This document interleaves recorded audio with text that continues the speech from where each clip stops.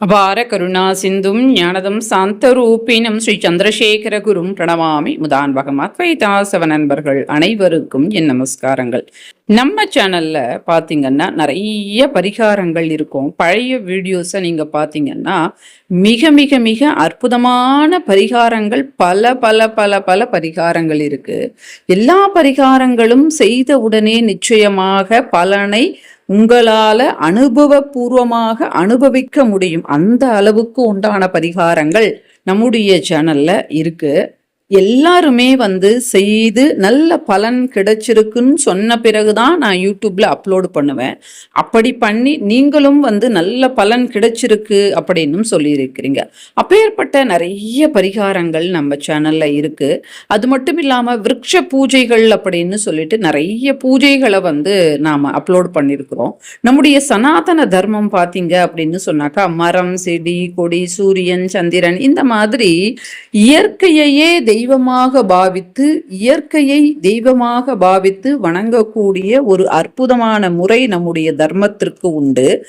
அப்படி பார்க்க போனா பஞ்சபூதங்கள் தான் இந்த உலகமே. நம்முடைய உடம்பும் அந்த பஞ்சபூதங்கள் தான்.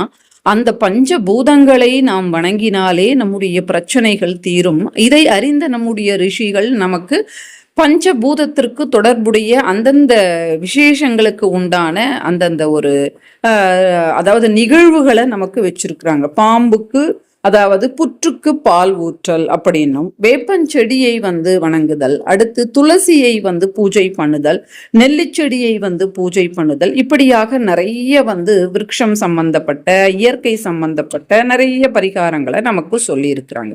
அதுல விருட்ச சாஸ்திரத்துல நமக்கு என்ன சொல்லப்பட்டுள்ளது அப்படின்னா, நம்முடைய இந்த ஒரு அன்றாட நாம் நடத்துகின்ற வாழ்க்கையில நமக்கு எத்தனையோ பிரச்சனைகள் வரும். ஆனால் அத்தனை பிரச்சனைகளையும் நம்மால ஒரு விருட்சங்களை வீட்டுல நடுவதின் மூலமாக அந்த பிரச்சனைகளிலிருந்து வெளியில வருவது, நம்முடைய வாழ்க்கையில பணங்காசு வருவது, அதிர்ஷ்டம் நம்மை தேடி வருவது, இப்படியாக திருமணம் நடைபெறுவது, குழந்தை பிறப்பது, இப்படி அத்தனை பிரச்சனைகளுக்கும் ஒவ்வொரு விருட்சங்களை நாம் வீட்டில் வைத்து வளர்க்கும் போது அத்தனைக்கும் ஒரு நிரந்தரமான தீர்வு கிடைக்கும் அப்படின்னு நமக்கு சொல்லப்பட்டுள்ளது. அந்த வகையில நிறைய செடிகள் நமக்கு சொல்லப்பட்டுள்ளது. அதாவது கொடி சம்பங்கி ஆகட்டும், அடுத்து வெண்மை நிறத்தில் இருக்கக்கூடிய அந்த சம்பங்கி ஆகட்டும், மகிழம் பூ ஆகட்டும், இப்படியாக நிறைய விருட்சங்களை நாம வச்சு அதை வைப்பது மட்டும் கிடையாது. வச்சுட்டு அன்றைய தினம் தண்ணீர் ஊற்றுவது மட்டும் இல்லாம தினந்தோறும் அதற்கு தண்ணீர் ஊற்றி பாதுகாத்து வளர்த்து வரும்போது அது எப்படி வளருகின்றதோ அந்த மாதிரி நம்முடைய வாழ்க்கையிலேயும் பிரச்சனைகள் கட்டுக்குள் அடங்கும் அப்படின்னு சொல்லப்பட்டுள்ளது. அந்த விதத்துல இன்றைய தினம் முதலாக நாம பார்க்கக்கூடிய இது நிறைய இருக்கு. சிலதெல்லாம் உங்களுக்கு நான் சொல்லணும் அப்படின்னு நினைக்கிறேன். அதுல முதல் வீடியோவா இன்றைய தினம் அரச மரத்தை நாம வச்சு வளர்ப்பதின் மூலமாக நமக்கு கிடைக்கக்கூடிய நன்மைகள் என்ன, இந்த அரச மரத்தை நாம எங்க வைக்கலாம், எப்படி வச்சு அதை பாதுகாக்கலாம் போன்ற அனைத்து விஷயங்களையும் நாம இந்த பதிவுல பார்க்கலாம். அரச மரம் அப்படின்னு சொன்னாலே அது ஒரு பெரிய விருட்சமாக வளரக்கூடியது. அதனுடைய விதைகள் பார்த்தீங்கன்னா நாம தாளிப்போம் இல்லையா, கடுகு, அதுலேயே பாதி தான் இருக்கும். அந்த அளவுக்கு உண்டான ஒரு விதை தான். ஆனா அதனுடைய விருட்சம் பார்த்தீங்கன்னு சொன்னாக்கா ரொம்ப பெருசா இருக்கும்.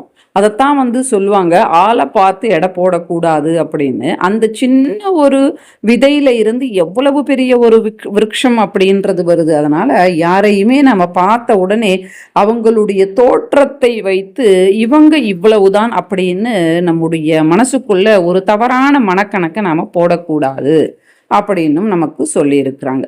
அப்பேற்பட்ட அந்த அரச மரத்தடியில் செய்கின்ற பரிகாரங்கள் நல்ல பலனை உடனுக்குடனே தரும் அப்படின்னும் நிறைய பூஜைகள் நம்முடைய சேனல்லையே நாம சொல்லியிருக்கிறோம். இப்போ இந்த அரச மரத்தை எங்க வச்சு வளர்க்கலாம்? வீட்டுல வச்சு வளர்க்க கூடாது. ஏன்னா அது பெரிய விருட்சம் இல்லையா, அதனால வீட்டுல அதை வச்சு வளர்க்க கூடாது. அப்போ அதை எங்க வைக்கலாம் அப்படின்னு கேட்டா, நாம கார்டன், அதாவது தோட்டங்கள், பெரிய பெரிய தோட்டங்கள் அப்படின்னு இருக்கும். அந்த மாதிரி இடங்கள்ல, கோவில்கள்ல, அதாவது கோவிலுக்கு எந்த விதமான இடையூறும் தடாத இடத்துல அந்த மாதிரி இடங்கள்ல இந்த அரச மரத்தை வச்சு தினந்தோறும் தண்ணீர் ஊற்றி நாம அதை வளர்க்கும் போது நமக்கு ஏற்படுகின்ற நன்மைகள் என்ன அப்படின்னு கேட்டா, திடீர் அதிர்ஷ்டம் அப்படின்றது நமக்கு வருமாம். அது மட்டும் இல்லாம இந்த மரத்தை நாம வச்சு அதை நாம வளர்த்தினோம் அப்படின்னா, அந்த ஒரு அதாவது எப்படி வளர்க்கணும் அப்படின்னா, அது வளர்ந்த பிறகு அதற்கு கீழே ஒரு 10 பேர் தினந்தோறும் அமரும்படியாக அதை சுற்றி அந்த சிமெண்டால காங்கிரீட் மாதிரி போட்டிருப்பாங்க. இதை கேட்ட உடனே உங்களுக்கு சில ஞாபகம் வரும். கிராமங்கள்லாம் பார்த்தீங்கன்னா அரச மரத்தை வச்சிருப்பாங்க. அதை சுற்றி கான்கிரீட் போட்டு அமர்வதற்கு ஏதுவாக மேடை மாதிரி கட்டி வச்சிருப்பாங்க. அந்த மாதிரி நாம அந்த அரச மரத்தை வச்சு வளர்த்தோம் அப்படின்னா, அதற்கு கீழே ஒரு 10 பேர் தினம்தோறும் அமர்ந்தால் நமக்கு அத்தனை ஐஸ்வர்யம் ஏற்படுமாம். அந்த மரத்துல நிறைய பறவைகள், பட்சிகள் இந்த மாதிரி இவற்றுக்கு அது ஒரு வசிக்கும் தலமாக, கூடு கட்டி வாழ்வதற்கு ஏற்ற இடமாகவும் அந்த ஒரு மரம் மாறுகின்ற காரணத்தினாலேயும், அது மட்டும் இல்லாம அதற்கு கீழே நாம் தினந்தோறும் அமர்ந்து ஒரு அரை மணி நேரம் அந்த காற்றை நாம் சுவாசிக்கும் போது நமக்கு நோய்கள் ஏதாவது இருந்தால் கூட அந்த நோய்களில் இருந்து நம்மால வெளியில வர முடியும் அப்படின்னு சொல்லப்பட்டுள்ளது. அப்போ திடீர் அதிர்ஷ்டம் ஏற்படுவதற்கு, நோய்களில் இருந்து விடுபடுவதற்கு, மன அமைதியை பெறுவதற்கு இந்த ஒரு விருட்சம் அப்படின்றது நமக்கு துணை புரியுமாம். அப்போ இப்பேற்பட்ட ஒரு விருட்சம் இது பெருமாளினுடைய சொரூபமாக கருதப்படுகின்றது. அப்பேற்பட்ட பெருமாளுக்கு இந்த ஒரு விருட்சத்தை வைத்து நாம வளர்க்கும் போது பெருமாளுக்கு சேவை செய்த அந்த புண்ணியம் என்பது நமக்கு சேருமாம்.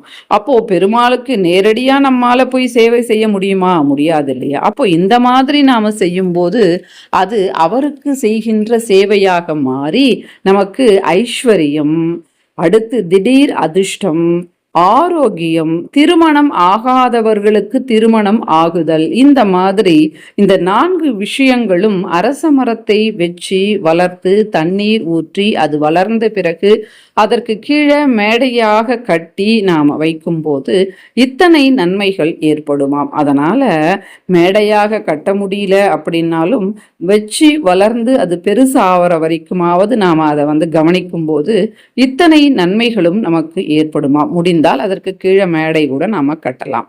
அப்போ இத்தனை நன்மைகள் ஏற்படுத்தி தருகின்ற பெருமாளின் சுரூபமாக இருக்கக்கூடிய அரச மரத்தை வைத்து வளர்ப்போம். இத்தனை பிரச்சனைகளுக்கும் நமக்கு நிரந்தரமாக ஒரு தீர்வு கிடைக்குமா. அப்போ நிரந்தர தீர்வு கிடைப்பதற்கு இந்த மரத்தை நம்ம எல்லாருமே வச்சு வளர்ப்போம். நன்றி. மகா பெரியவா சரணம்.